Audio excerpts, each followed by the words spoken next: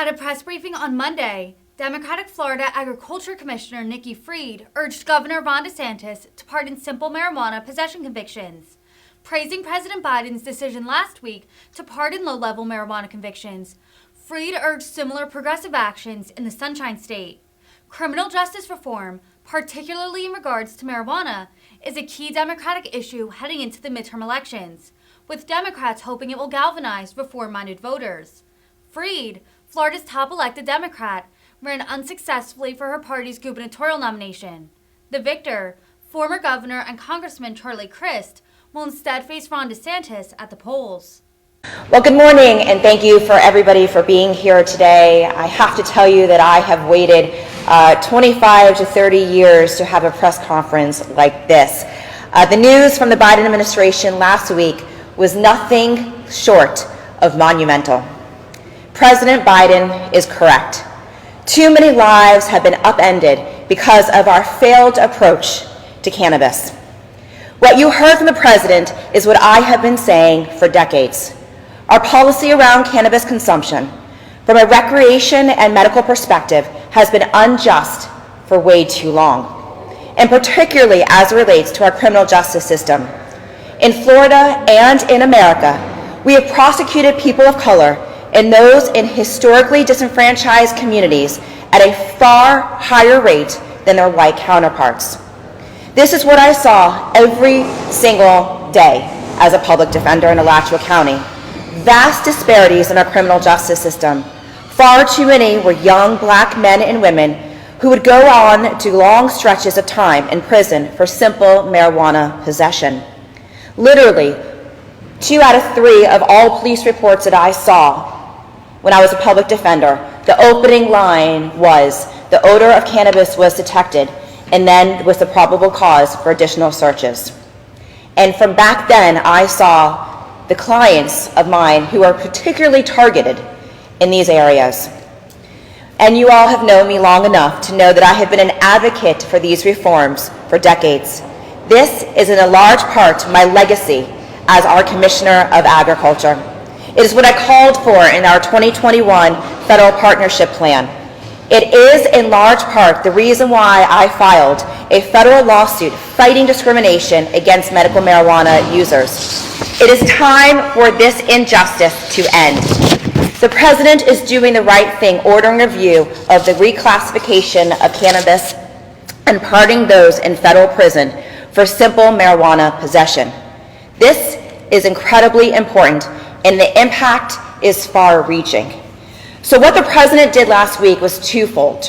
One, he made drastic steps forward to pardoning all those individuals who have federal cannabis possession charges. But really the more drastic impact that's going to have is when looking at the reclassification and the declassification of cannabis, which is still a Schedule I narcotic, equivalent to heroin. So the matter of taking it and rescheduling it is going to have drastic impacts in this industry, not just here in the state of Florida, but across the entire country. When we change the classification of cannabis, we will finally be able to conduct research. Research we've already seen in other countries that show the benefit of cannabis. When I took our trade mission to Israel back in 2019, we went days earlier than the rest of the cabinet, for partly to talk to the Israeli research arm dealing with cannabis, to see the advancements that was happening in Israel and across the country. They're able to actually dissect the cannabis plant and to figure out how many different opportunities they are to protect, to actually help patients along the way. The type of research that they are doing in Israel and other countries, we will then be able to do here in the United States. And on top of that, insurance companies will be able to start covering this as part of the co-pays and annual visits, lowering the cost of our healthcare industry. And marijuana users will be able to get off of the highly addicted opioids and start paying part of their health cover insurance. It also frees up money and resources for other usages at the federal and state level. It breaks up and helps our banking regulations. As most of you know, back in 2018, I stood upstairs and announced that Wells Fargo had shut down my campaign account because I was taking funds from the cannabis industry. That created a storm across the entire country, the recognition of what was happening in the banking side. This will also deal with taxes to all of our marijuana companies across the country. And in 2018, it was a promise that I continued to make that we've got to make sure that we're opening up banking. Because what banking does is allows more capital to come into this industry. Because what's happening right now is that so many of these marijuana companies are cash poor, which means they can't reduce the cost to the patients across our state and across our country. When it is reclassified correctly, we will finally have appropriate also workforce protections. Too many people are still being fired for usages of this medicine, whether it is our teachers, our first responders, people inside of government, not only here in the state but across the federal government. And we have been huge advocates for those individuals who may have been fired for testing positive, not only here in government employees, but also when it even comes to military and military prosecution. And it will also open up the VA benefits to our veterans who want to be able to use cannabis as another form of dealing with any of their pains or PTSD. President Biden also called on governors across the country to pardon simple state cannabis possession offenses. So let me be very clear. Governor DeSantis, we need to do exactly that. We are having our next clemency meeting on December 14th in this hall right behind me in the cabinet room. So today I am asking, and I am sending a formal letter asking that this issue be included in our next clemency board agenda.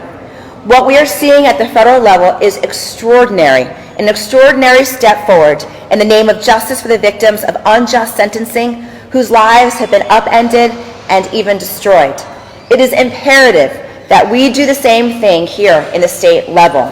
And that is why we are here today, to recognize what President Biden did last Thursday and asking our state government to follow suit and to do right by the millions upon millions of Floridians that are still sitting either in jail for simple possession charges or whose lives have been upended because of the prosecution of these charges. So, Governor, it is time to stand united on this issue and to be together as we move the ball forward and do right by the people of our state. This is a celebration that we all should get behind. So, thank you. Any idea of how many people potentially use tax in the state? Because I know that it's not part of the data from corrections. The best I can see is that there are a lot of drug offenders in Florida prisons, but we just don't really have a specific number unless you can. I don't have a specific number, but it's not only the people that are sitting in jail. So we know that there is a significant amount. I mean, I can just tell you anecdotal from when I was with the public defender. I was one caseload. I was one attorney, and I believe that there probably was about 15 or 20 public defenders in Alachua County. So one county, one attorney, and I can tell you at any given point, I must have had 30 to 50 at any given point misdemeanor charges for simple possession. So if that's just me, one attorney, magnified that by attorneys all across the state of Florida, and that was just active cases. And so if you look at the last 85 years of people who have been charged that are either still sitting in jail or the fact that it's still on their records, which are preventing them from potentially getting other types of jobs, may keep them out of getting certain types of insurance, whether it's on the property or casualty, even on bank loans when they see that those possession charges. So there are probably millions of individuals across our state between past charges and current charges. Where do you think the opposition to any sort of legalizing cannabis marijuana comes from? I mean, I've heard Here in the state or across the country? in the state. I think there's a couple of things that are here in our state. I mean, we still have, I mean, look, if you poll it right now, it is going to poll over the threshold of a constitutional amendment. We all know that. So there are still those individuals that still believe that cannabis is a gateway drug. And so you still have that say no to drugs campaign that still goes on, that you still have those individuals that believe it, including our current Speaker of the House. Current Speaker of the House believes that cannabis creates psychosis. So you still have some of that leadership here in the Republican Party that are believing of that. But you also have other industries that historically were the reason why cannabis became prohibited.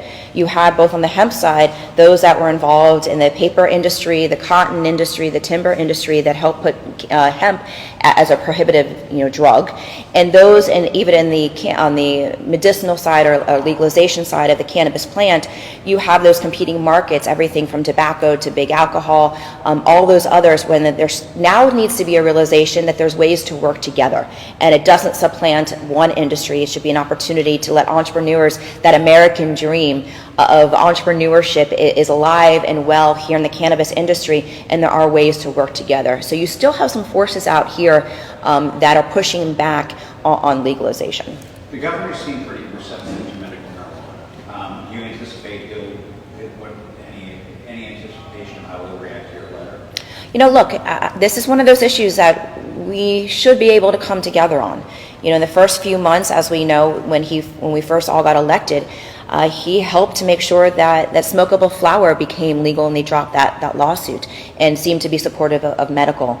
So if that is the case, and that is truly where he believes, then this is an opportunity to actually show up and do this together. This should never be a partisan issue. That's how I won in 2018, because medical marijuana got voted in by 74% of people here in our state. And now I bet if you polled medical marijuana today, it's going to be way over that, in the 80s and the 90s. This is something that people can get behind. Everybody's got a story. Everybody's got a story of a family member, a friend whose lives have been helped because of the access to cannabis in our state. And so if we are going to go on that, including our veterans and somebody who served in the military, the governor knows firsthand how much our VA and our veterans are needing of this access. And so this should be something that we should be able to come together on. Commissioner, I know 20 states have legalized non-medical use marijuana. Realistically, what do you think the timeline for Florida is to reach that point, if ever? Well, it has to happen. It has to happen, and we've got three ways of doing this. Really two. You've got the legislature, which I do not believe that there is an appetite from this more conservative legislature to move in that direction. And then you've got the citizens' initiatives. We have a ballot initiative that they're working on signatures as of today to get on the 2024 ballot. I have complete confidence that if it gets onto the 2024 ballot, the people of our state will vote for it. I do have some concerns about some of the aspects of the language, but I think overall it's a move in the right direction. So it's just a matter of whether or not it gets on the ballot. I think it gets onto the ballot, it gets passed, and we'll have it here in the state. Would you be seeking pardons here for things that are currently against state law?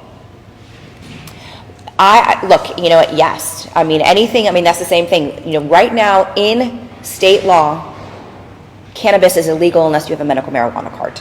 But as you've seen, local governments decriminalizing it already. You already have so many of your local governments that are doing tickets, civil citation tickets, and not arresting people. It's arbitrary, and so you still see that disparity between, somebody they pull over that might be of one color versus somebody of the black and brown community.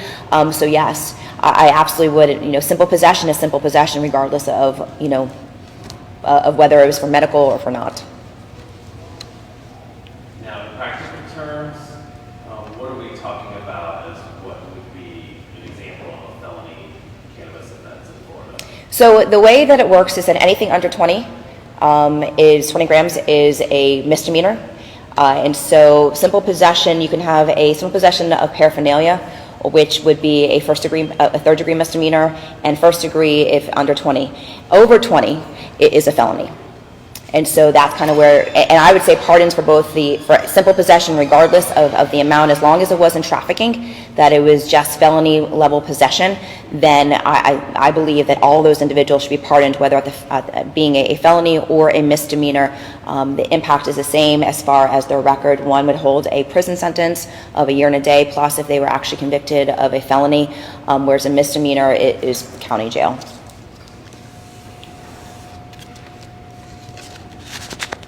Okay. Anything else? All right. Thank you. And you had another.